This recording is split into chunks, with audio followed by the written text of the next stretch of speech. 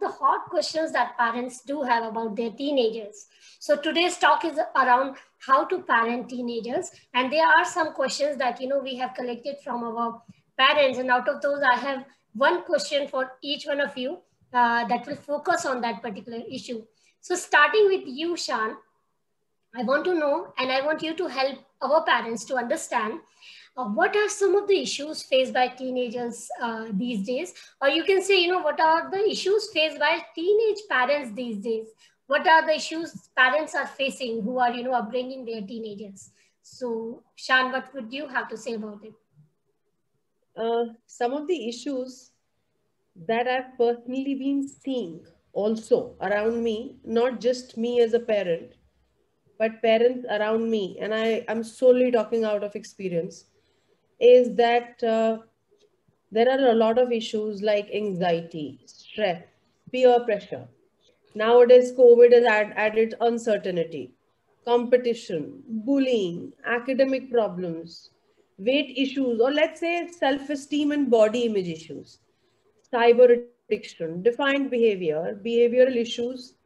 Some other serious issues that I have come up with and I've been dealing with them is depression, smoking and vaping, pornography, substance use.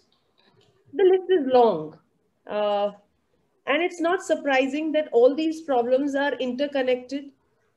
What I mean is that no one problem comes alone. Usually they are interconnected and intermingled. The good news is that more than ever, there is awareness, information, and good help available for all these issues. As parents, there are a few things we need to understand and also keep in mind. We need to take some important steps to build a healthy relationship with our teen and handle the concerns effectively. Like concerns or issues which don't come over alone, solutions or steps to help them also don't work in isolation. It's always a combination of some or all of it to be effective. Another important point here is that they are subtle but very evident early signs. Early identification is very essential. If, as parents, we don't ignore the signs or don't watch out for them, these problems can grow.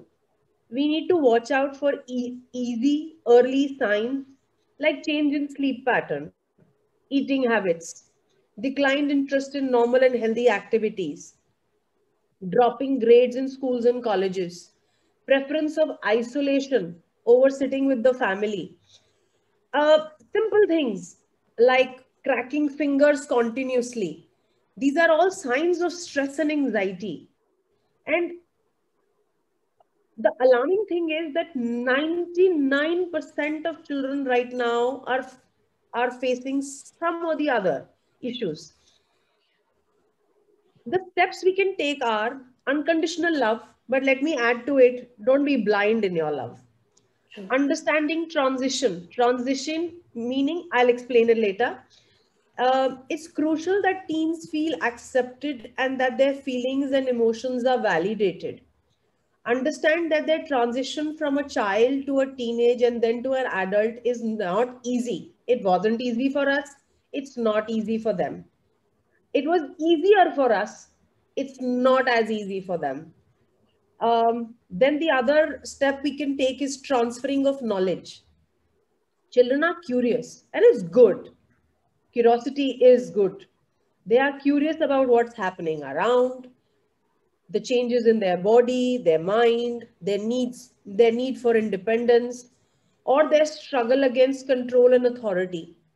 During all this, they can experiment with alcohol, tobacco, unsafe sex, substance. So, educating your child with age appropriate information is very essential. It's providing a safe environment. The other important step as parents we can take is don't criticize, judge, discriminate, label your child, hit, abuse your child. When I say label, हर बच्चे से गलती होती है, कोई बात नहीं. एक बार अगर बच्चे ने गलती की हम उसको वो टैग नहीं दे सकते. So all these criticism, judgment, discrimination, hitting, verbal abuse is emotional abuse. And emotions are the pillar of growing up. Even today, as grown ups, emotions rule us. So it can have serious implications. The other step is respect them. Model respect to teach them how to respect. Build a rapport with your child. A healthy relationship with the child is most important during teenage years. Give them your time and attention. If you don't connect with them, they are seeking connection. They are seeking a heart to heart. They'll go out and have that. It could be a good connection, it could be a wrong connection.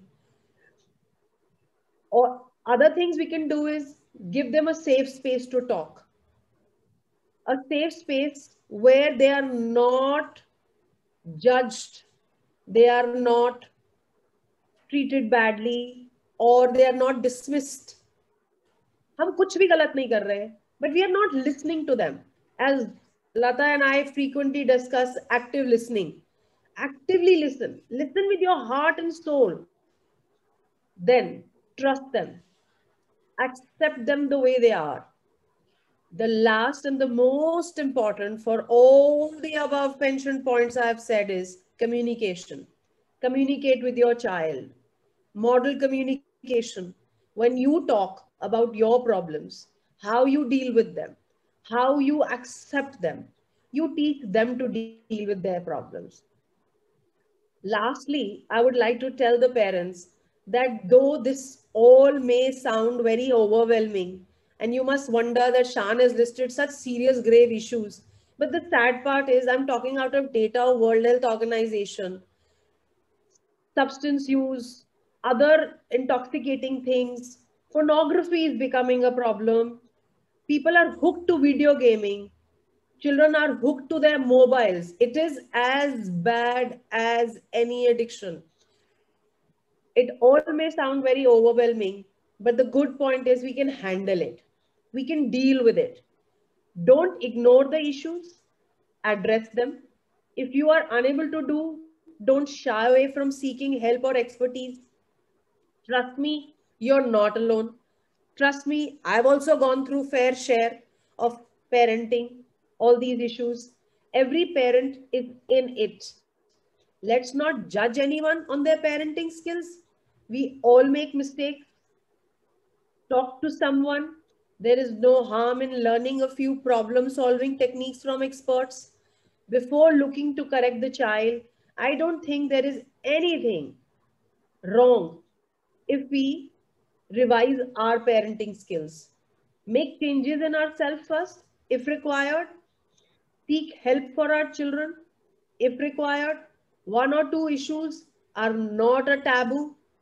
Mental health is equally, in fact, more important than physical health right now. Prioritize it and choose mental health. If we change ourselves for better, we influence our children better. They will need less help if we seek help. So thank you, Lata. This is all that came to my heart. And anything else, please? Thank you so much, Shan. That was so informative, and I'm sure that not only parents would have known some of the issues that they face with their children, especially teenagers, but how to deal with that. You have shared it wonderfully.